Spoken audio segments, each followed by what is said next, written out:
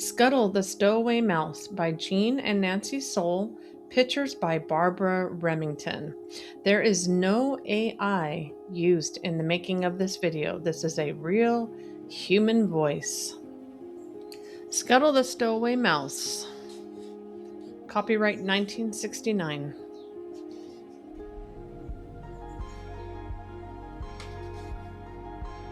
I love the artwork in this book. It's very unique and original. Down by the sea where the great ships sail lived Scuttle, a mouse with a long curly tail.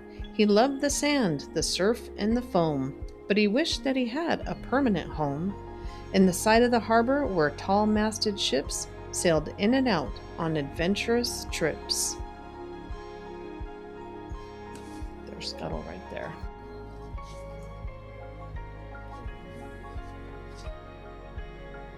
Now Scuttle looked and looked for a house, for he wanted to be a home-owning mouse. So he peeked in barrels and kegs and crates, in boxes belonging to captains and mates. But each time he hung up his sailor hat, he'd be chased from the place by a harbor rat. Then Scuttle would hide by a barrel of fish, and in his mouse heart he would secretly wish that he had the courage to sign on a ship, a vessel off on a round-the-world trip. But frankly, you see, if the truth were known, though Scuttle dreamed of a ship of his own, he was rarely afraid of a boat with sails, of rolling breakers and gusty gales, of cargoes tossed on the churning seas. For when he pictured such scenes as these, his tummy felt queer and his head spun around, and Scuttle was glad he was safe on the ground. Now once when he thought he had found a place under a wharf, he came face to face with a roving band of big harbor rats in ragged trousers and battered hats. "Avast!" they cried, "be off, you scum! We rule this harbor, so don't you come snooping around if you value your life." Poor Scuttle shook as they held a knife right under his twittering, jittering nose. He turned and ran till his small mouse toes were weary and sore. Then he came at last to a huge sailing ship with a tall, tall mast. The rats were close behind him now, so he took one look at the vessel's prow, forgot his fears, and dashed up the plank, while the rats all snarled at him from the bank. The captain shouted, "Ahoy, heave ho, unfurl the sails, to sea we go." Scuttle scooted behind a crate, safely hidden he knew he should wait till the ship was sailing with the tide. Then stealthily Scuttle peeked out and spied some sailors at work on the rolling deck, in gay-colored suits with scarves at the neck. Their captain was dressed in velvet and lace, and over one eye on his deep-scarred face he wore a patch that made him look grim, and his feathered hat had a turned-up brim.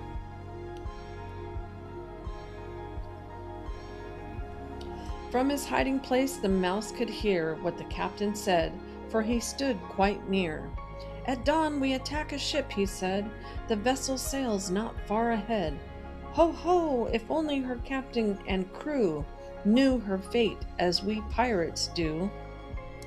"Aye, aye," laughed a wicked-looking mate, "the skull and crossbones will seal their fate." "Shiver my timbers," poor Scuttle said, "how I wish I were back on shore instead. I've heard bloody tales of pirates at sea, who rob and plunder. That's not for me." There's Scuttle there, hiding. At dark the stowaway crept to the hold of the pirate ship. It was filled with gold. There were chests of coins and kegs of wine, and casks with jewels of rich design. "They've already robbed 100 men," thought the dazzled mouse, "and they'll do it again." How right he was! At the break of day Scuttle heard cannons booming away. There were sounds of fighting above him on deck, and then came a crash and a terrible wreck. Water poured in through the leaky side. "Oh, this is the end of my first ship ride," cried Scuttle, trying his best to be brave, as he tossed and turned with each rolling wave. "This is the end of my life at sea, and it may even be the end of me." Scuttle thought fast he must climb up high, for the hold would be waterlogged by and by. So jumping from box to crate to bale, he stayed quite dry except for his tail. As he perched on top of a wooden keg, something thumped him hard on the leg. A shower of coins, like little gold moons, came tumbling down. They were Spanish doubloons. He held out his paws, and what do you think? He caught 5 gold pieces, quick as a wink. His pockets were small, so Scuttle the Mouse tucked 2 more in the sleeve of his blouse. He scooped up some smaller coins in his hat. "I'll be rich," he thought, "just think of that. But first I must get off this pirate ship, for I'm sure it's made its very last trip." Scuttle found a rope and began to pull, but oh, it was hard with his pockets so full. Slowly he climbed up, paw over paw, till he reached the deck, and there he saw those bloody pirates with swords and knives, yelling and fighting for their lives. In the midst of that battle he was so small that nobody noticed the mouse at all.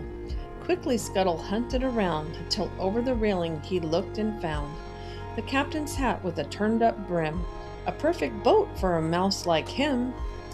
He hopped to the rail and jumped overboard, carefully holding his golden hoard, wrapped in a pirate's bandana and tied to make it safe for the long sea ride. Scuttle settled himself in the seaworthy hat, with its sail like feather long and fat. The wind took him over the crest of the wave, till suddenly Scuttle felt very brave. He'd save himself from a pirate ship, and soon with luck his hat boat trip would bring him back to his harbor once more, where he could safely scuttle ashore. His luck was good, and by dark that night a familiar harbor came into sight. "I'm home," he cried, "and after I land, I won't be chased by that ruffian band.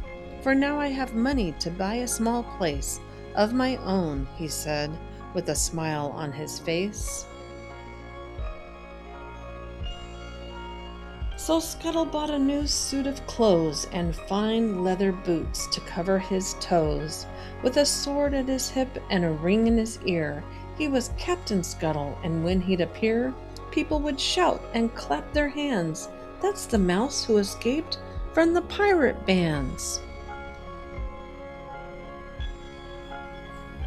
Now the mayor was so impressed by the mouse that he gave him a 2-story rat-proof house.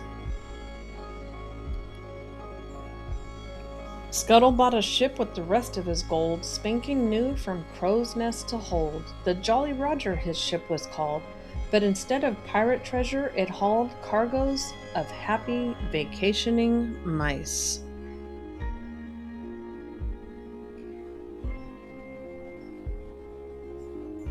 And he let the little ones sail half price. The end.